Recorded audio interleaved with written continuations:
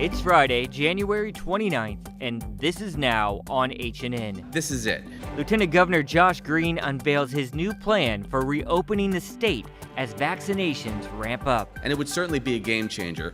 While health officials work to vaccinate as many Americans as possible, as quickly as possible, there's word of another vaccine on the horizon. We have now a value-added additional vaccine candidate. And some parents are saying the state is moving too slow to bring students back to class. It's time already. These stories plus, when will the GameStop game stop on Wall Street?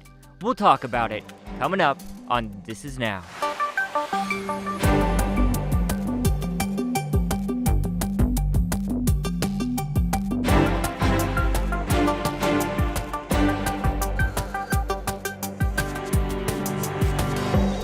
Good afternoon. Thank you for watching This Is Now. I'm Jonathan alongside Mark Carpenter here, who's in for Ashley. We want to start with breaking news. Those numbers just came in from the State Department of Health. Yeah, the state reports 150 new cases, 1 new death today. Case by case, the county by county breakdown is posted on our HNN digital platforms. Now, all the while, Honolulu remains in Tier 2, and earlier this morning, Lieutenant Governor Josh Green shared with us his updated plan for reopening the state. So I've given some guidance and recommendations, which of course have to be fully vetted by the gov and the mayors out of respect to them. This is it. I've targeted and connected the progress that we make on the vaccination front with how we open. So when we finish the majority of 1B vaccinations, and that's all the 1As, that's healthcare and so on, all the 1Bs, that's Kupuna 75 plus, and our essential workers that are on the front lines. When we finish the 1Bs, then we are safer to open up inter-island travel, schools, and the like. Then when we finish the majority of 1Cs, which will come about 6 to 8 weeks later, we are open to the travelers from CONUS, from the mainland, because we will be vaccinated. And here's the caveat. We would allow people to travel inter-island if they are vaccinated plus 2 weeks, meaning they're immune. We would allow people to travel from the mainland here without having to do all the extra safe travels program if they are vaccinated plus 2 weeks. We're waiting on the final data from the federal government to make sure people can't be carriers of the virus. And what the term for that is sterilization immunity, meaning if you're fully vaccinated, it sterilizes those upper airways so you can't carry a lot of virus and spread it. It looks good. This is a way for us to be analytical and targeted in how we open up, and it would certainly be a game changer. And then the final caveat, when we're fully complete with 1A, B, and C, all of our people, it's about half of our people, we can then open up safely to large events, which would happen in the summer. That's when we feel like we've come back to quote unquote normal. So I hope that people will look carefully at this proposal. It does give us a lot of safety while also opening up in a sensible way. New today, Johnson & Johnson released its Phase 3 global trial results of its one-shot COVID-19 vaccine.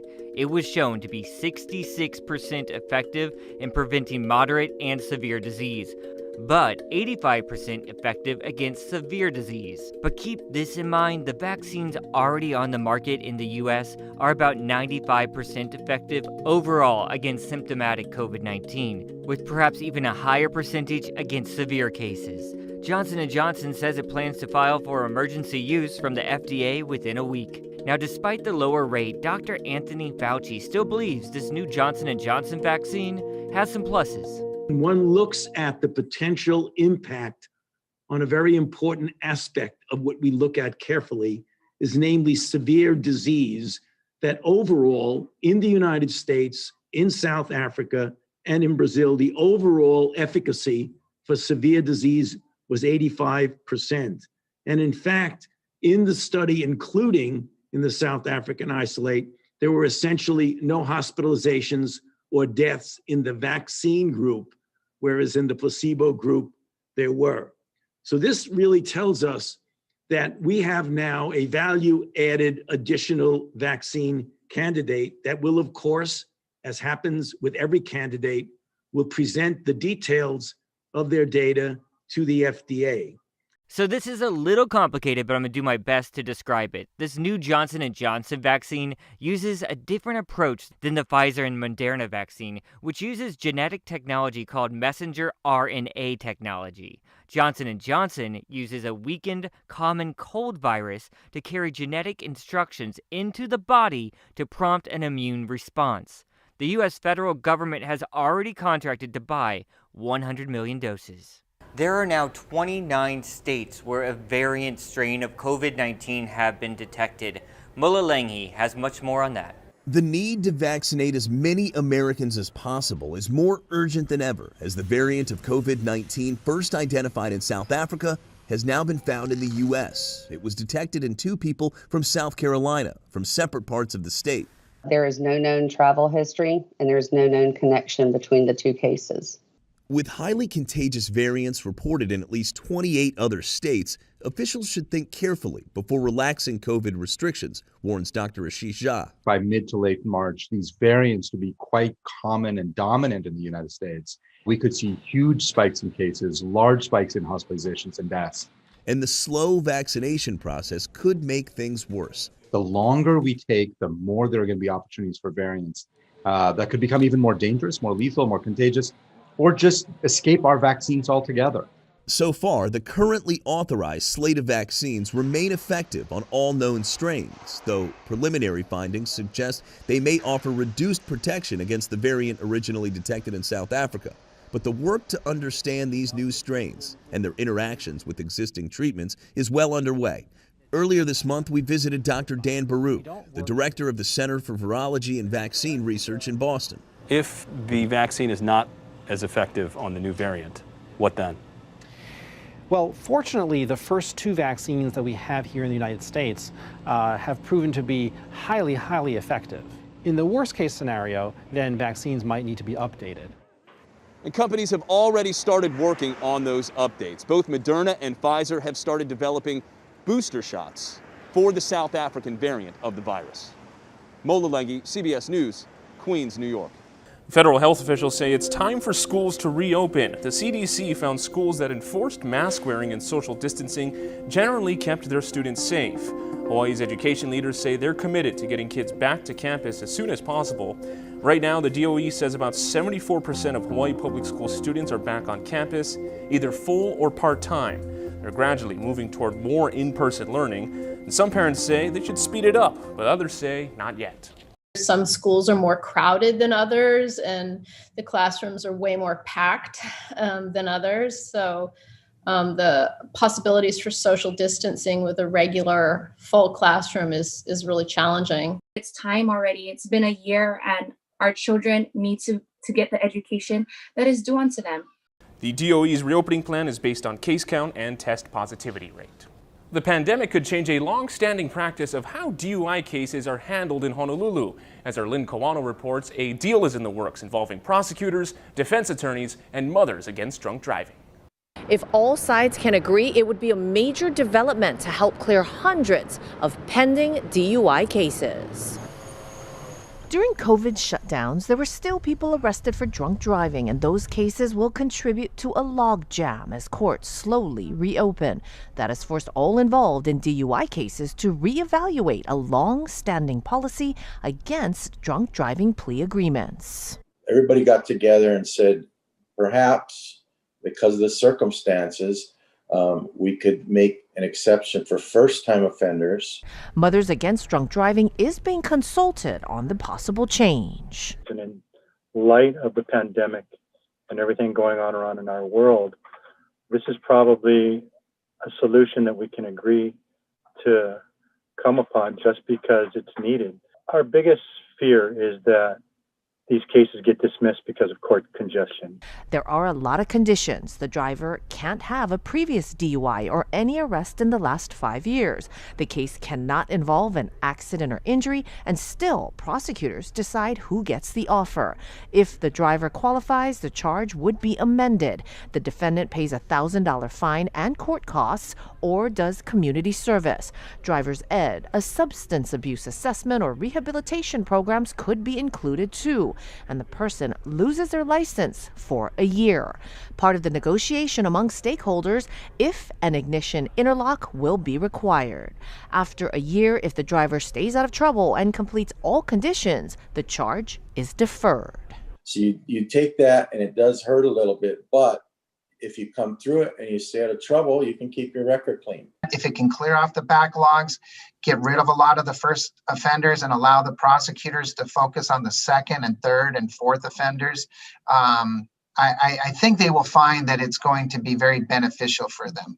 But this wouldn't be a permanent change in policy. If it gets done, the window for plea deals would only be open for about a month. I'm Lynn Kawano, Hawaii News Now. Well, we all know tourism is down and it could take a while for it to bounce back. This morning on Sunrise, we got an update from the Hawaii Tourism Authority's CEO and president. What was put in place with the Safe Travels program started out enabling us to resume trans-Pacific travel in October 15th. That program of pre-arrival testing 72 hours out has refined itself, and we now have trusted test partners across the U.S., Japan, as well as in Canada. And in short order, we'll be announcing such an arrangement with Korea. So putting those trusted test partner networks in place is a critical first step to doing that. I will tell you that our concerns have to do with the COVID spikes in some of these major markets. So at the moment, we're doing a very little marketing, aggressive marketing. In fact, sticking more to an educational program and keeping the Hawaii Global brand in front of those international consumers. Well, many Hawaii residents will have to rely on our state's unemployment office for years to come. Our Casey Lund has been covering this lingering crisis for months and has an update. Are things improving? Yes and no.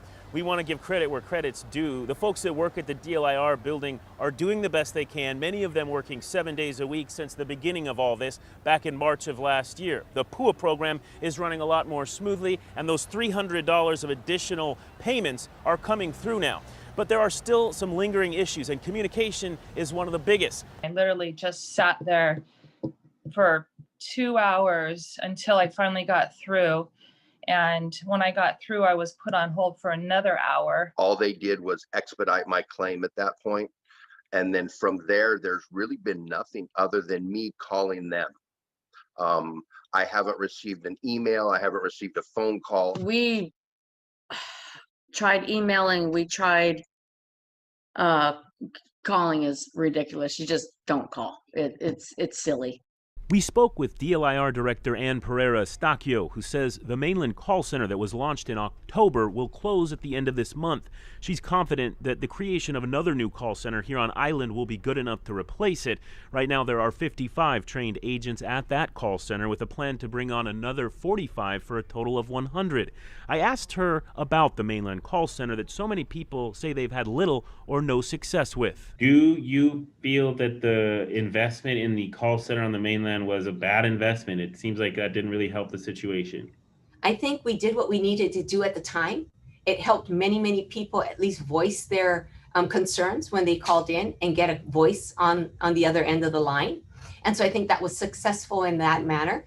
We let them know where their claim was at, even though they weren't able to fix every issue on that claim. An important note for those waiting on PEUC extension filings and payments, Director Estacchio says for the many claimants who are waiting, they should receive an email this weekend on Sunday, giving them an opportunity to change their minds and file instead for the EB, or Extended Benefits Program, which takes a lot less longer to process, as quick as 2 business days.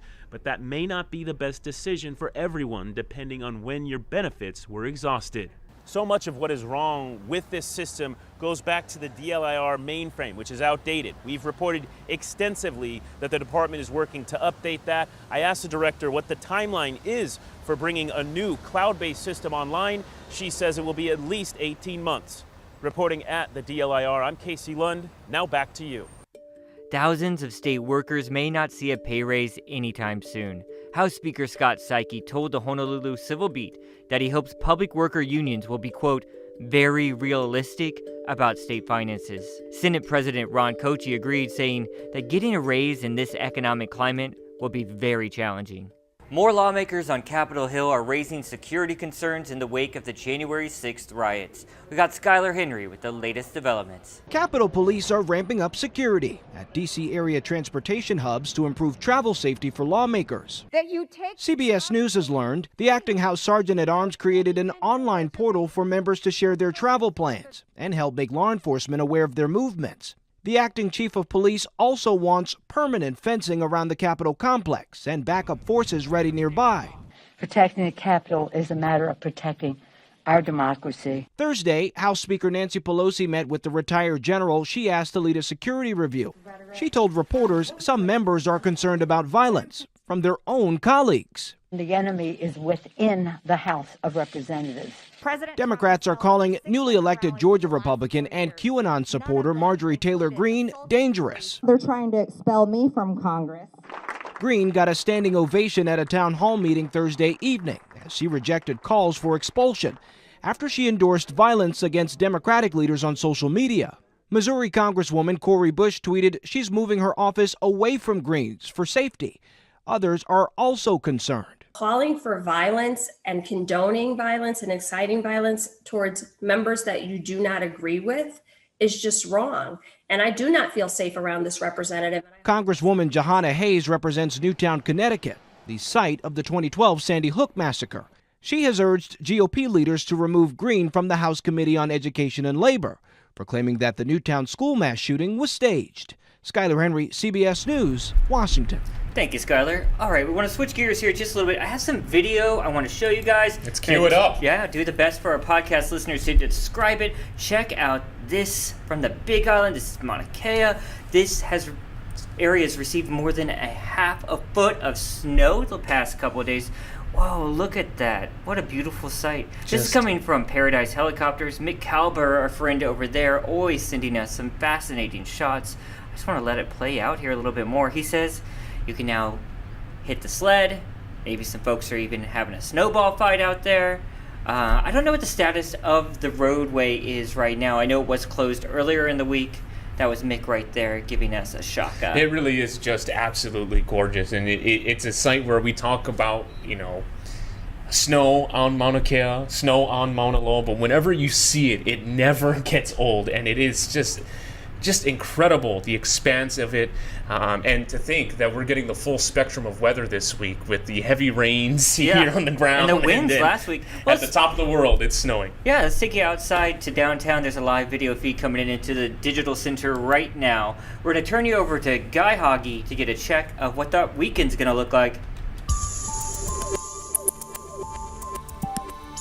How's it on this Aloha Friday? We've got scattered showers moving through, mainly for those windward areas. A little damp this morning, and then we'll see these scattered showers throughout the weekend, mostly falling on the windward sides, mostly falling in the early morning and overnight hours. We still are expecting a fair bit of sunshine through for the weekend, but there will be those spotty showers moving through with light to moderate rainfall totals. However, that's expected to change Tuesday afternoon, Tuesday night. That's when this very juicy cold front is going to move in. Wednesday looks especially wet. We could even see some heavy rain, maybe some spotty downpours, maybe even some isolated thunderstorms that could lead to flooding. Again, we're talking Tuesday night into Wednesday.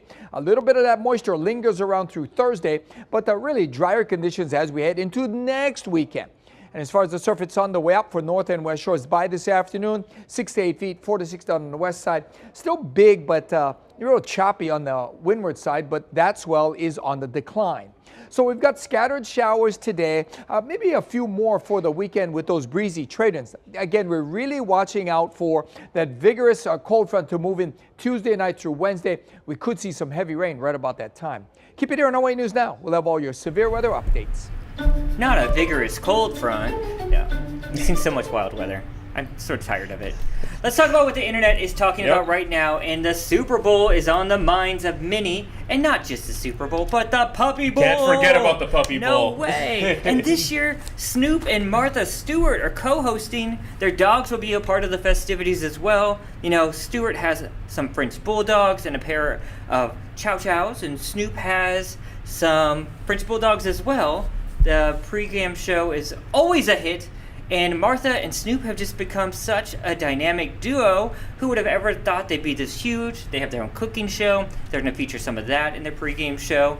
The Puppy Bowl is like the pregame show before the pregame show. You watch that, you get ready for the big game. And also, too, something that's fun with this is that Martha and Snoop, they're going to be talking about great pregame snacks and also special game day cocktails. So that's going to be fun to watch. Sort of reminds us of another duo that was sort of thrown together.